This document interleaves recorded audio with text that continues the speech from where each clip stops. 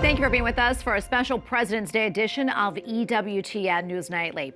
Every year, Americans celebrate the legacy of two presidents, Abraham Lincoln and George Washington. We know it as President's Day.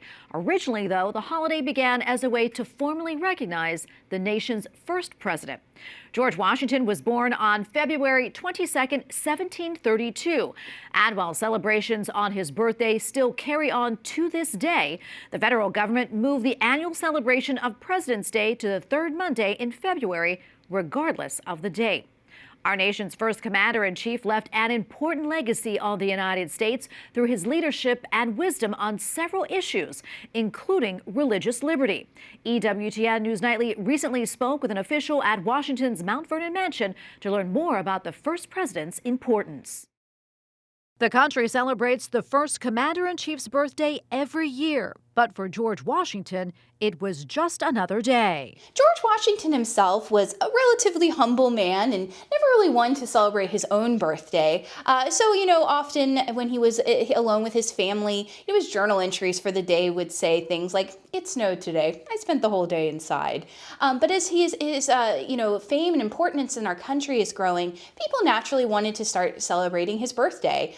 We know, for example, the soldiers at Valley Forge actually came out to celebrate his birthday. The renowned leader faced many calls for a third term, but chose to retire. Washington announced his decision in his now famous farewell address. His farewell address, I think, for us today highlights national unity. George Washington was seeing in this time period growing sectionalism, especially with political parties. And he wanted us to put that aside, to forget party and think of country first. So I think that's something we should always be remembering, especially this time of year around President's Day. One of the most enduring aspects of his legacy was his ability to relinquish power and step aside. Washington's farewell address still lives on as part of a special tradition. On his birthday, a senator reads the address in the Senate chamber, alternating parties each year. One of the most important facets of the address spoke of the need for religion. Of all the dispositions and habits which lead to political prosperity, religion and morality are indispensable supports. In vain would that man claim the tribute of patriotism who should labor to subvert these great pillars of human happiness, these firmest props of the duties of men and citizens.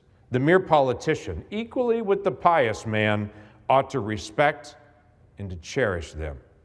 Washington fought for religious liberty in the new nation and had several friends from many different faiths, including Catholicism. Religious toleration became a common theme during his presidency.